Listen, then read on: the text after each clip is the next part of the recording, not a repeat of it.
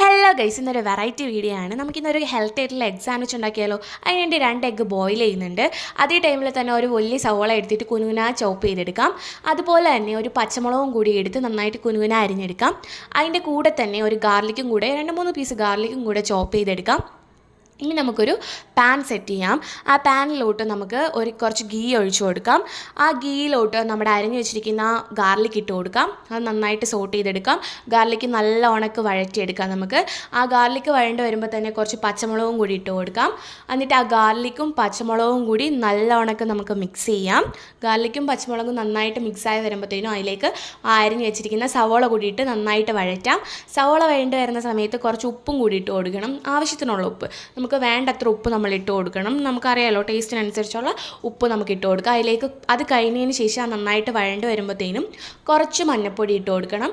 കുറച്ച് മതി, കുറച്ച് മഞ്ഞൾപ്പൊടി, കുറച്ച് മുളക് പൊടി, പിന്നെ പിഞ്ച് ഓഫ് ഗരം മസാല കൂടി ഇട്ടിട്ട് ഒന്ന് നന്നായിട്ട് മിക്സ് ചെയ്തിട്ട് കുറച്ച് പെപ്പർ പൗഡറും കൂടിയിട്ട് നല്ല ഉണക്ക് മിക്സ് ചെയ്തെടുക്കാം.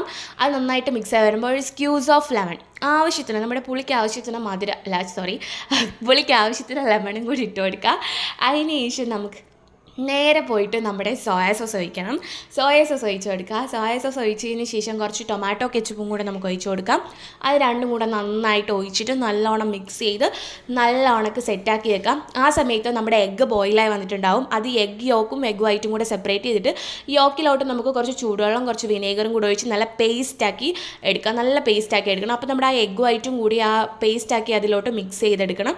എന്നിട്ട് നമ്മുടെ ഈ മിക്സ് ചെയ്തിരിക്കുന്ന സവോളയിലോട്ട് ആ എഗ്ഗ് യോക്ക് മീൻസ് എല്ലാം കൂടെ മിക്സ് ചെയ്തിട്ട് കൊടുക്കണം. എന്നിട്ട് നല്ല ഉണക്ക് നല്ലതായിട്ട് മിക്സ് ചെയ്തെടുക്കുമ്പോൾ നമ്മുടെ സാൻഡ്വിച്ചിൻ്റെ മസാല റെഡി ആയിട്ടുണ്ട്. ഇനി നമുക്ക് നേരെ പോയിട്ട് 2 പീസ് ബ്രെഡ് എടുക്കാം. 2 പീസ് ബ്രെഡ് എടുത്തിട്ട് അതിലേക്ക് നമ്മുടെ ഫില്ലിങ് വെച്ച് കൊടുത്തിട്ട് ഒന്ന് കവർ ചെയ്ത് കട്ട് ചെയ്തെടുക്കുന്നുണ്ട്. അടിപൊളി ബ്രെഡ് സാൻഡ്വിച്ച് ഇവിടെ സെറ്റായിട്ടുണ്ട്. അപ്പോൾ നിങ്ങൾക്ക് ഇഷ്ടപ്പെടുകയാണെങ്കിൽ ലൈക്ക് ചെയ്യുക, കമൻറ്റ് ചെയ്യുക, ഷെയർ ചെയ്യുക. പിന്നെ നിങ്ങൾക്ക് റെസിപ്പി വേണമെങ്കിൽ കുറച്ച് ഒന്നുകൂടെ ചോദിച്ചാൽ ഞാൻ ഡീറ്റെയിൽ ആയിട്ട് കമൻറ്റ് ചെയ്ത് തരാം. അടിപൊളിയാണ്.